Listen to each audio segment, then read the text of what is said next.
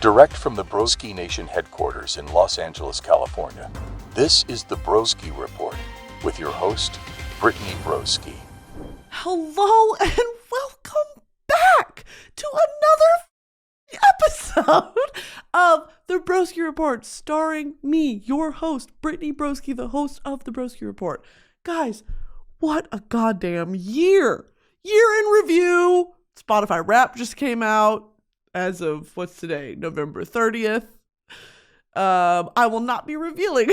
I know. Shh, guys, please, let's calm down. I can't talk about my Spotify Wrapped because I'm embarrassed. I will say, okay, because it's embarrassment for a lot of different reasons, because my hyperfixations, hey, as we all know, as we are very well aware, as we are very well acquainted, they happen in the blink of an eye, okay? You might miss one. If you're not here every week, if you're not tuned in, if you're not plugged in, you will miss it. And there just so happened to be a month in April in the year of our Lord 2023 where I listened to this artist so much that they took the number one spot, okay? And I don't listen to them that often, but it was just this month I was like, holy shit, there's never been a better music than this. And it's really not worth that. I'll reveal it. Fine. My number one artist was Midland. The country band, Midland. You know the people say I got a drinking problem. That ain't no reason to stop. That song? I listened to that song 85 times in the month of April. I don't know. Okay? I think April was Stagecoach, and so I was like, I have got to see Midland. And I think Mark, the lead singer of Midland, came out during one of the sets, and I was so fucking high. I was so high at Stagecoach. I don't remember. Me and Bestie Taylor had a fight. I was so high. I was so high we ended up fighting. Anyway, so that was my number one artist. I'm pissed off. Because no, it's not! That's not my number one artist! That girl who has Box Fan as her number one artist every year. That is so me. You know what I did to counteract that? You have to watch it on YouTube. I bought YouTube Premium, and I will die on this hill. I don't give a fuck, dude. YouTube Premium is worth every single dime. It is worth it. YouTube Premium, I never watch ads. I never have to skip ads. It still plays when I exit the app. I can lock my phone and it's still playing. It is glorious. So I'll do that when I'm at a hotel or something like that. But when I'm home, I'll put it on my TV. I've got YouTube on the TV, and I'll just put brown noise, black screen, or occasionally, if I'm feeling a little frisky, I will do thunderstorm, light rain, okay? Black screen, and that's what I watch. So all you girls out there who get Box Fan or White Noise as your number one artist and song every year, listen to me. I fixed it. But I don't know if I did, because why the fuck is Midland my number one artist? I was going to post that. People are going to be like, who the fuck is Midland? People say I got just because I'm living on the rocks. That song? For some reason, my spirit needed to hear that. You know what it is I was getting into Midland, exploring other albums and stuff. And on my Google, I would go into the kitchen and I'd say, Google, because I don't want to trigger any Googles. Because every time I say that shit, everyone in my house goes off. Every single one in my house. I would say, Google play Midland. And then that was the number one song it would play. And so every time, and I'd be like, skip, but it would still play. It's clocking in those hours, whether or not I want it to. Okay.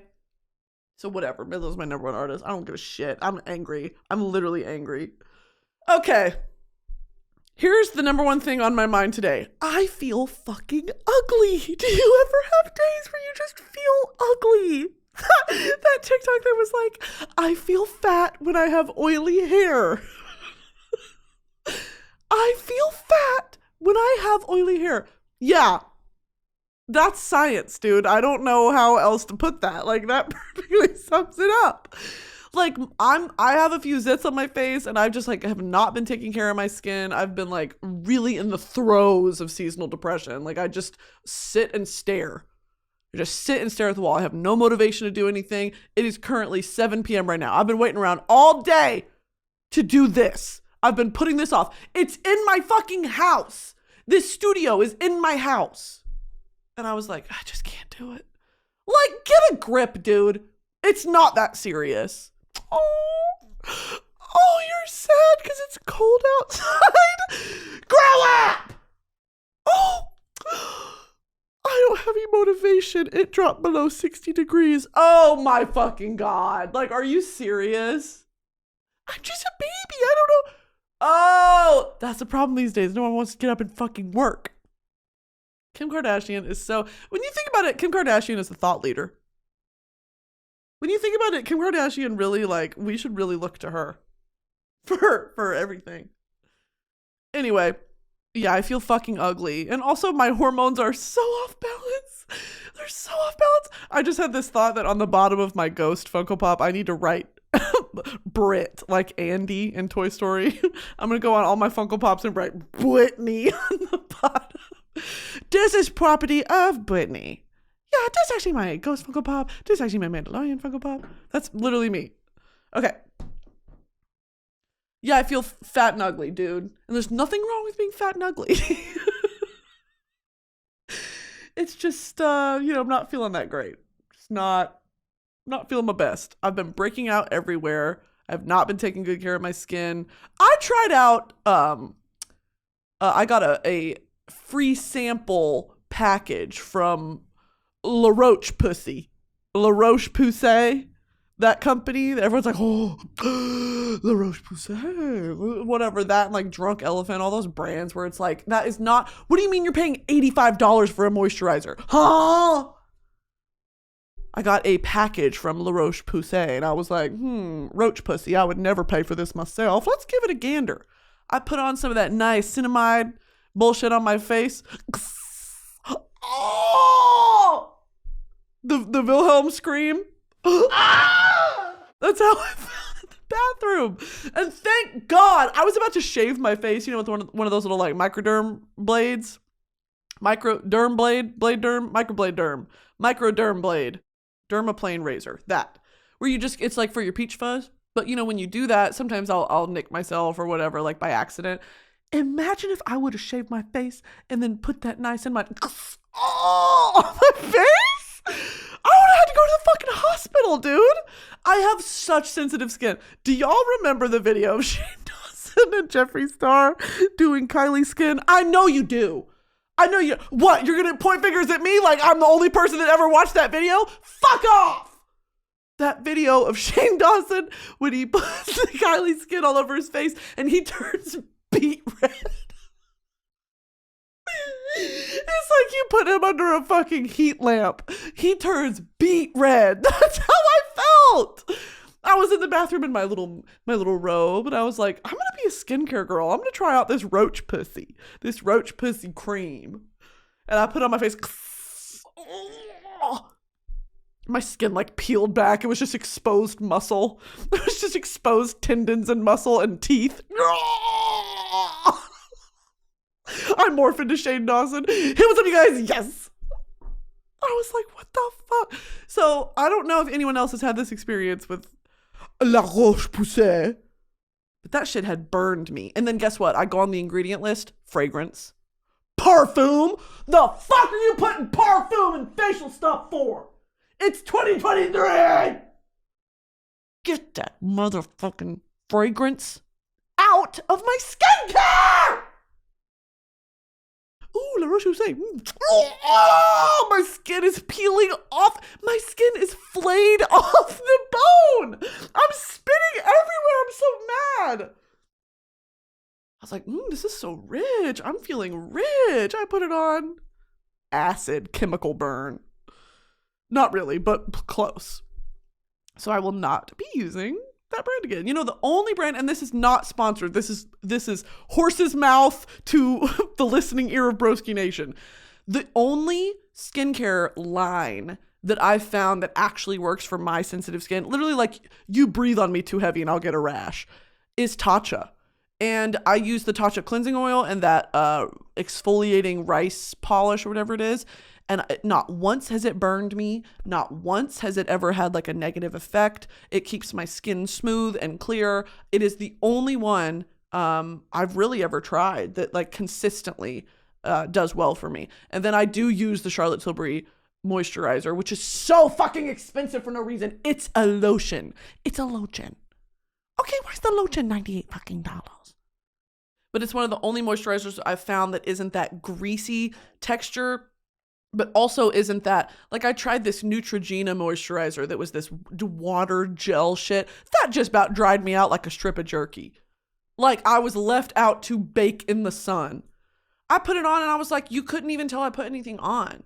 And I was thinking, well, is it like when you overwater a plant? Like, is it just so thirsty? My skin's like, please, please, for the love of Christ. Please more, please more.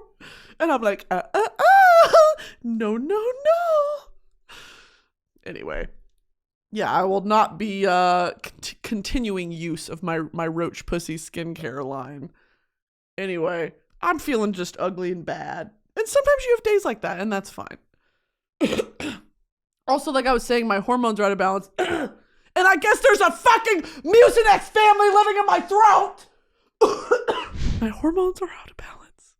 I don't know if this happens to anyone else, okay? And all of you bitches are going to try to diagnose me. And you know what? I welcome it. At this point, fuck it. Diagnose me. Oh, you don't have a medical degree? I don't give a shit. Just diagnose me. Just tell me what's wrong. It is November 30th, bordering on December 1, and I have not had a period since June. So what's up with that, do you think? Like, that is so not good. Okay? Am I the next Virgin Mary? Am I the next Immaculate Conception? Y'all know I'm touch-starved. I'm not getting it. There's no way I'm pregnant. I'm the next Immaculate Conception. I'm 34 weeks today. Holy shit. It's almost Christmas. That's why I've been bloated, dude. Jesus. It's a boy. It's a twin. It's Trisha Paytas. It's the queen. Okay. I haven't had a period since June. The last time this happened was during the pandemic. And I literally I worried myself sick. And I went to the gyno this is TMI. I don't give a fuck, dude. I'm so past the point of like trying to maintain boundaries. I switch back and forth on this, right? I'm like my identity online and my presence online is rooted and based in sharing my life experiences in seeking relatability and community in the things I go through. And the joy of figuring out that people relate to what I'm talking about because no one's ever lived a unique experience. And so there's a benefit and reward inherently in sharing these things, right? Especially normalizing it. When you talk about things like this, where, you know, it's health. This is health. It's women's health in a way that isn't like, ew, periods. Boys, when they go to the supermarket, I stick my penis in a football. Girls, when they go to the grocery store, I got my period in the produce section. If you are a person with a uterus, it's a scary, scary thing because your like livelihood and your quality of life is tied to what's going on in there. Like the hormone imbalances, the pain, like it affects everything in your body and it's just so scary. So not having a period for 6 months, that's like my hormones are very out of whack. And the last time this happened, it was during the pandemic. And I was like, I really don't want to go to a fucking doctor's office during the pandemic. Like it was the middle of COVID, but I had worried myself sick. I was like balding. I had anxiety rashes. I was like, I'm going to die. And so I booked an appointment and I went in and she did a blood test and literally all it was low on vitamins. Bitch, I needed a Flintstones gummy. I paid so much money to go to the doctor for her to be like, just take a vitamin D gummy. Oh, right. Oh, so I'm malnourished. Fuck. Deadass, I was malnourished. She was like, you need vitamin C, vitamin D, and like a B12. And I was like, that's it? Yep. Just do a women's daily vitamin. And then for the next 2 weeks, take a supplement of vitamin D. You'll be good. Oh, that's also like, oh, I'm just not going out in the sun. Because of course not. It was the pandemic. I had to be in my cave. Anyway, I'm hoping that's a similar, I'm not hoping, but like that would be a less scary alternative to if there's something growing on my ovaries or if there's something scarily wrong. I have such bad, like, what's that called? Medical white coat anxiety. Not of seeing the doctor, but I'm just a hypochondriac and I think the worst is going to happen. I think a lot of people do. But just when it comes to like women's health, I'm like, oh, it's so scary. Because I always talk about like, oh, I don't want kids. But what if I do one day? What if they have to take out my tubes? What if they got to take my tubes out? You ever seen a dad wrap an extension cord around his arm like this? Or like a hose from outside. My dad does that. Like when and it's like to put it in a circle so you can store it on the wall. I'm just imagining they have to rip out my tubes and the doctor's going to do that and hang it on the wall. Or they're going to like put it in formaldehyde and be like, here you go. Here's your tubes. Ah, thanks. Thanks, doc. Anyway, send me good vibes and good luck on that. I have an appointment on Monday. But yeah, in other news, I am the Immaculate Concept. I am the Virgin Mary. So, okay, moving on to the songs of the week. Boy, oh boy, do I have news for you guys. Oh, there's another fucking white man. There's another fucking white man of the month. And I just, at this point, I'm past apologies. There's really nothing to apologize for. I just need to hold up a mirror to my own face and just accept that I'm no better than this. Okay? I'm no better than this. White boy of the month is Sam Fender. Who's Sam Fender, you may be asking? Great question. You guys are going to freak the fuck out. Yeah, you guessed it. He's an emaciated, pale English white man. He's so hot. I don't care. He looks like, you know what energy he has? Best friend's older brother. That's the fucking energy he has, dude. I don't care. And here is, oh my God. Oh my God.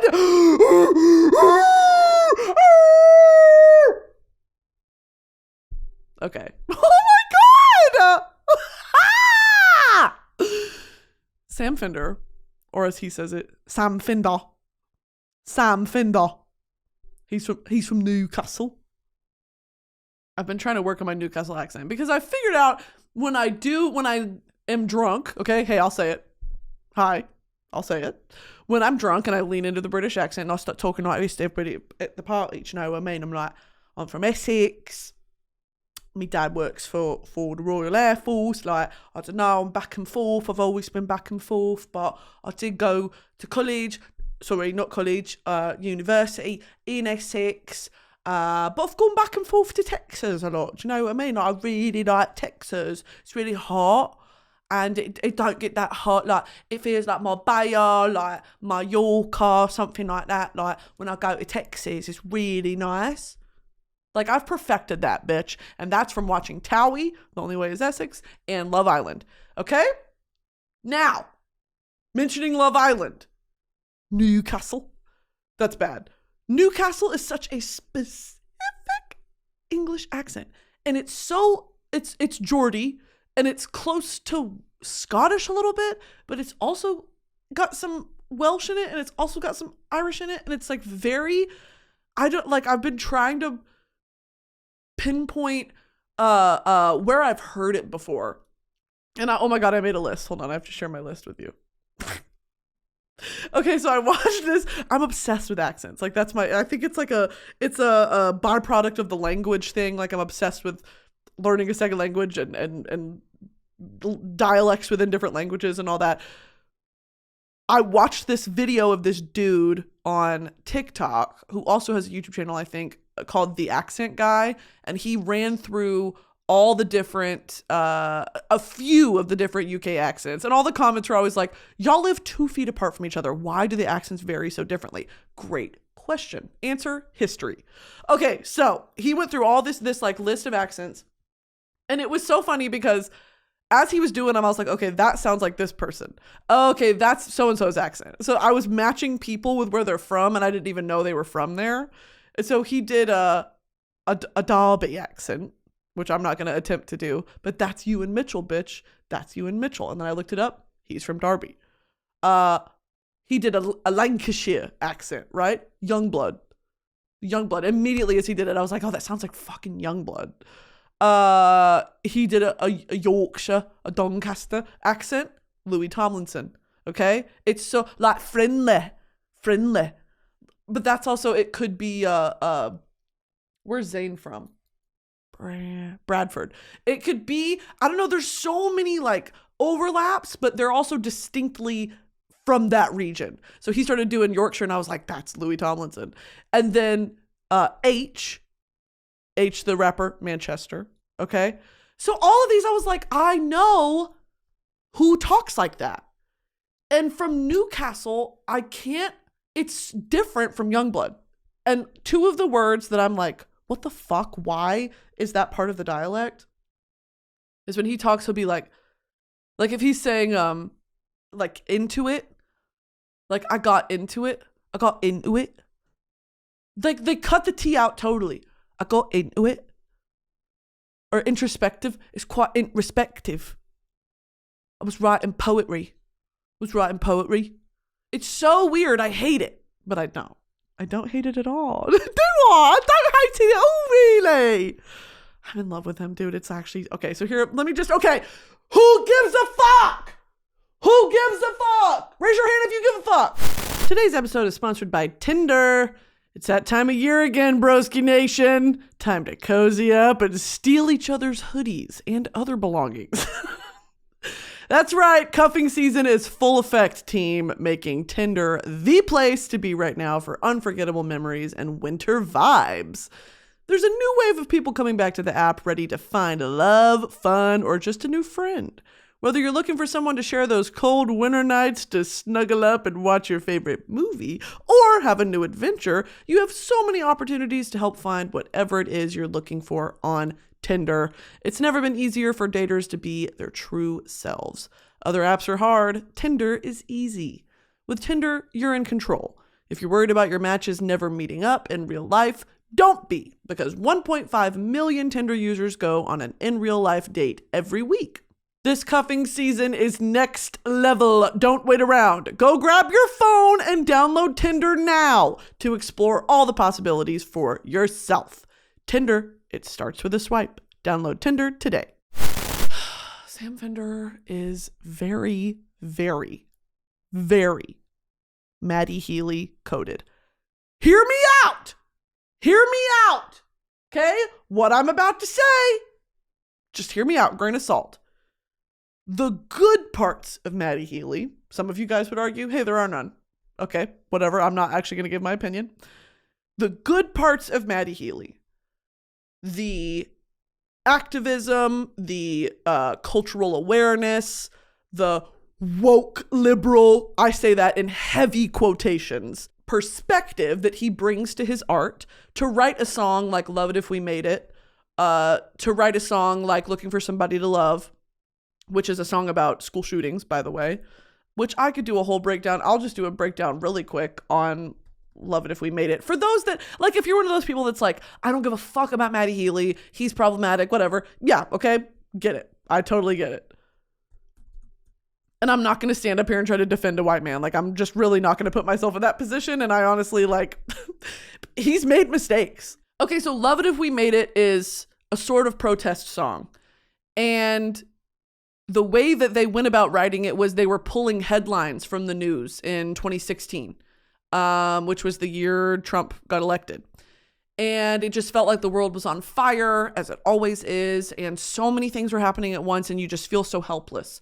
And they made this protest song where the chorus is, and I'd love it if we made it, you know, like this Hail Mary, everything's fucked. But wouldn't it be great if we figured it out, if we made it through it to the other side? And I'm just going to read it, okay? Also, I need to highlight again, he used to be a heroin addict. Okay, just whatever. We're fucking in a car, shooting heroin, saying controversial things just for the hell of it, selling melanin, and then suffocate the black men. Start with misdemeanors and we'll make a business out of them. We can find out the information, access all the applications that are hardening positions, based on miscommunication. Oh, fuck your feelings. Truth is only hearsay. We're just left to decay. Modernity has failed us. And that is going to be the tattoo that I have, because the first time I heard this song, I wept uncontrollably. And every time I hear it live, I have the same reaction. So all of that, like, it's based on, QAnon and fucking how scary it is when your truth really does become hearsay. When truth is brought into question, that is terrifying. And poison me, daddy, I've got the Jones right through my bones. Write it on a piece of stone, a beach of drowning 3-year-olds. Rest in peace, Lil Peep. The poetry is in the streets. Jesus save us. Modernity has failed us. Beach of drowning 3-year-olds. That was, Maddie tells this story of in the UK, the refugee crisis, and how children are always the first victims, and how it really just shook the UK. Consultation, degradation, fossil fueling, masturbation, immigration, liberal kitsch, kneeling on a pitch. That's about Colin Kaepernick refusing to stand for the pledge.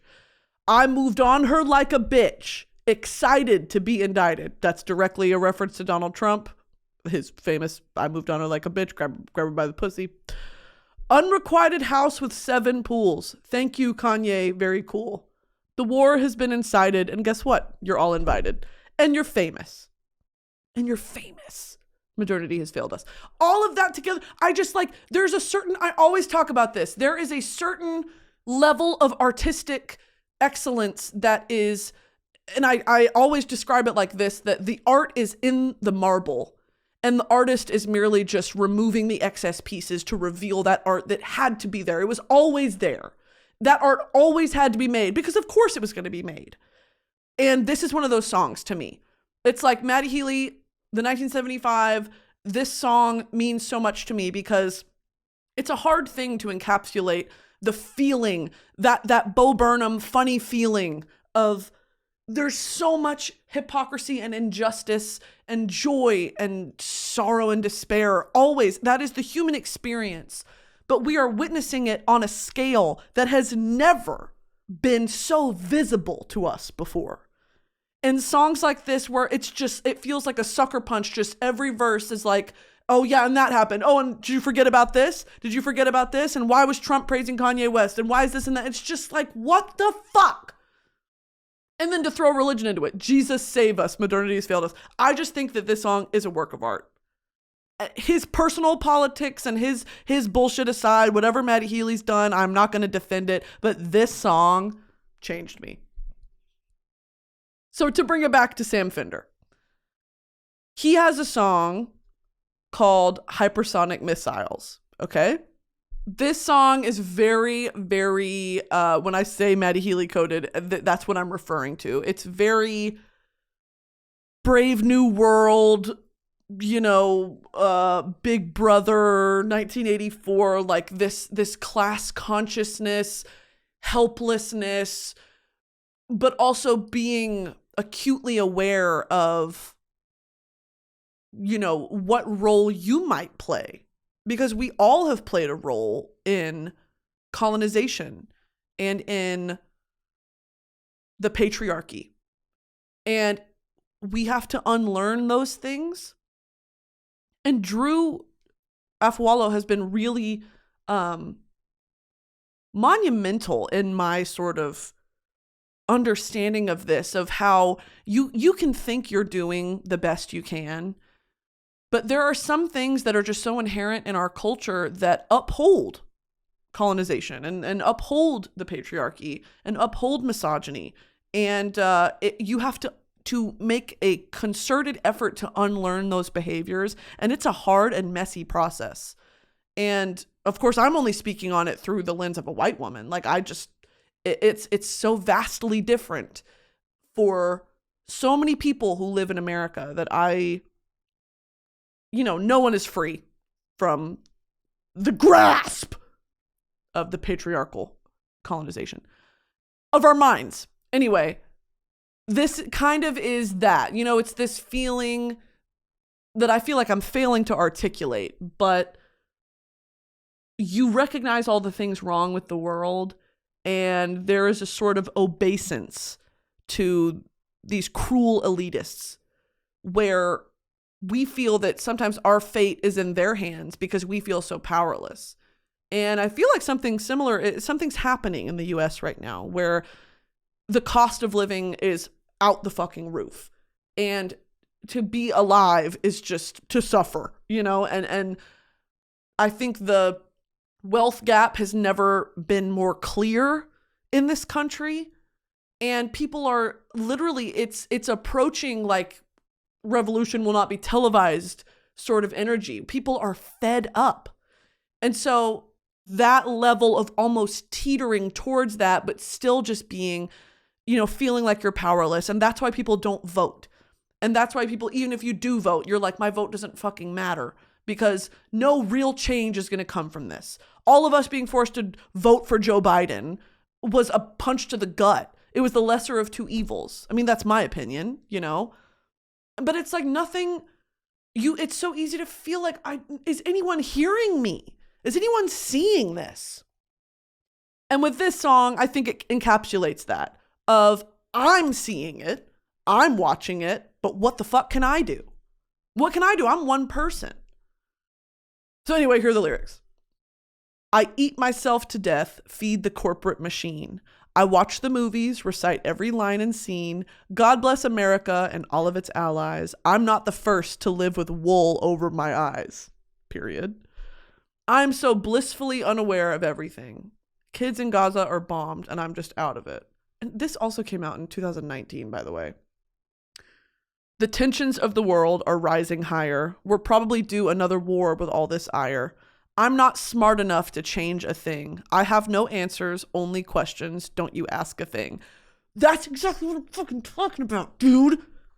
He fucking gets it. He gets it. Samfender, hey, do you want to come on the podcast and can we just talk for a second?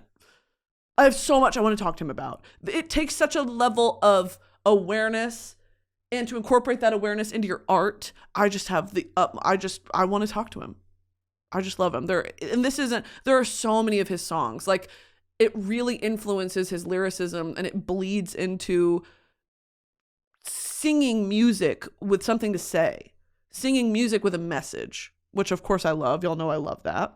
All the silver-tongued suits and cartoons that rule my world are saying it's a high time for hypersonic missiles.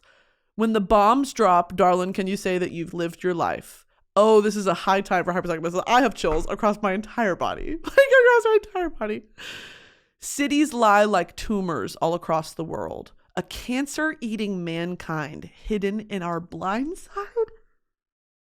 They say I'm a nihilist because I can't see any decent rhyme or reason for the life of you and me, but I believe in what I'm feeling and I'm firing for you. This world is going to end, but till then, I'll give you everything I have. I'll give you everything I have. Like, I have chills all over my body. He is one of those artists. He's one of those artists that fucking gets it. All the silver-tongued suits and cartoons that rule my world. It's such a strange feeling. And like, I hope that someone can like validate that feeling. Like, if you know it, of I'm smart enough to understand what's happening, and I'm smart enough to see that history is repeating itself. All the bullshit that we're living through has happened time and time again. Now it's just tainted and poisoned by the idea of technology being a variable in it, of technology and cybersecurity and AI, all of these things now being influential elements and influential factors in these age-old conflicts, human conflicts. I'm seeing all of it happen, and I'm just like, I'm so removed. Because you have to be.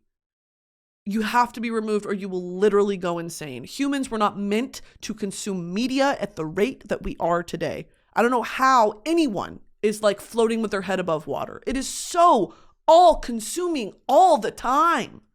Inundated with data and media and memes and articles and TikToks and videos, and I can't eat a fucking meal without watching a tea spill video. Like, I have got to be stimulated all the time, and when I'm not, I freak the fuck out. I freak the fuck out! And this isn't new. I'm not the first person to talk about this. Everyone's talking about it. I just feel like this music makes it bubble up to the fucking top for me. And I know some people don't like to listen to music like that. Like, I know that. I know that it's kind of, that's why in the 2010s, or what's it called? Recession pop? Like when the world is going to shit and the world's on fire, it's like club bangers are coming out. Party rock is in the house tonight. Like let's just party our cares away. And so I like this type of music. Fuck me. And then his album that came out in 2021 was about the pandemic. And that's I could talk about it for hours of how it just on top of the technology aspect in global conflict, the pandemic, we've never recovered from it. If you think we've recovered from the COVID-19 pandemic, you are mistaken. We don't know how to treat each other. We don't know how to go out in public. Like, there are things that will never be the same, obviously, but it's like a loss for humankind. Oh my God, I watch these scary TikToks sometimes, and I have to stop myself of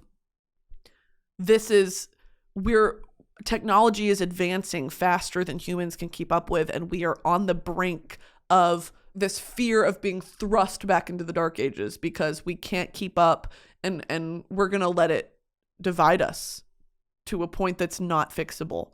And that's a real scary thought that we will be our own undoing as humanity. Anyway, but then after that comes a beautiful renaissance. Renaissance, the movie. Anyway, Samfender. Samfender. He has a song called Howdon Aldi Death Queue. And this gives me like, I don't know the exact nominer. Is that the word? Nominer. Nomenclature. Yeah, I don't know the term or terms applied to someone or something. I don't know the nomenclature for, what the fuck was I talking about? Oh, this sort of anti-establishment, revolutionary Britpop that was happening in like the early 2000s, late 90s. Like, I don't really know what exactly that's called, but it gives me that like early Arctic Monkeys vibes. In the sort of like of like the constant guitar and the drums are it's just noise, there's not really, it's kind of a melodic. It's just with the guitar and the drums, just very British. This song starts off with "Get off the metro now! Rule Britannia, marmalade and jam." Anyway, this is about COVID. And it says, I got a letter from the NHS, which is the National Health Service, I think in the UK. National Health Service, which is what it sounds like in the UK. It's where everyone goes to the doctor. It's public healthcare. And I got a letter from the NHS. It said it's here for 12 weeks or summit. I'm 25 going on 95. Yeah, I'm 25 going on 95 and I want to die. In a Howdon Aldi death queue. Howdon, which Howdon is a residential area in the northeast of England. Where the fuck is Newcastle? This is like really showing my American ignorance. Newcastle map. Sunderland. No, where the fuck is it? Yeah, Northeast. Aldi, like the grocery store, and then Q is the British term for line. And I literally remember at the beginning of the pandemic, I had never used Instacart before. I had never had like a grocery delivery service, anything like that. This is when they were saying like, wear gloves and masks and like disinfect everything, disinfect your milk carton, disinfect like it was such an anxiety inducing thing to go to the grocery store. And so this is crazy because it's like, oh my God, it made all those feelings come back of like the death queue, the Aldi death queue. Yeah, bitch, that's how it felt. Like going to Ralph's, going to Kroger is like I'm risking my life. And it was. And they would let old people go in first at like 6 a.m. God, that just feels like I have to remind myself that it actually happened. And we were in Los Angeles. I mean, it was like the worst of the world. We were still wearing masks into early 2022, which is just wild. Like Los Angeles never really, it feels like the rest of the world opened up. Even New York would like open and close and open and close. The South was totally open like 3 months into the pandemic, part of the problem. But then Los Angeles was so strict for so long, but there was no like adherence to it. You know, like it would be, oh, we're getting rid of the masks. The masks are coming back. So it's like, that's not fixing it. Whatever. I could rant about it. And at the end of this song, he says, whoa, whoa, whoa, whoa, whoa, whoa, whoa, keep your distance. Whoa, whoa, whoa, whoa, whoa. That's less than 2 fucking meters. Because you had to stand 2 meters away from each other. Oh, I love him. Okay, so my favorite, I always do this. I have to give a 48-minute precursor to why these are my 3 favorite songs of the week. Fuck me. Okay. 3 favorite songs of the week. Long Way Off. Actually, it's going to be 6. Long Way Off by Sam Fender. I by Sam Fender. Call Me Lover by Sam Fender. White Privilege by Sam Fender. That Sound by Sam Fender. Howdon Aldi Death Queue by Sam Fender. Getting Started by Sam Fender. Like from both of the albums, there's honestly for me the only skips are like the really slow sad ones because I'm just really not in the headspace to listen to that right now. Okay, I'm just really not. I'm really not. And then I didn't know because my friend Kat got me into Sam Fender. Okay, now hear me when I say that. Kat is like so plugged in to like British music scene. She loves that shit. She's always like, we talk music all the time. She told me about Sam Fender like a year and a half ago. And I was like, yeah, I'm not really into, I have, Arctic Monkeys, 1975, like my sort of Tumblr era of British pop rock, alt indie rock. I'm good. I like the Wombats, I like that sort of thing. She was like, no, trust me. And I was like, whatever. Girl, it came on shuffle and I was like, now what have we here? And then I was like, holy shit, this is that dude Kat told me about. And so I've been, of course, obsessively listening to him, watching all of his Reading and Leeds performances, all of his Glastonbury festival performances. He did how BBC Radio 1 does the live lounge covers where like Harry did Wet Dream and the Lizzo song, and it's when people cover each other's songs.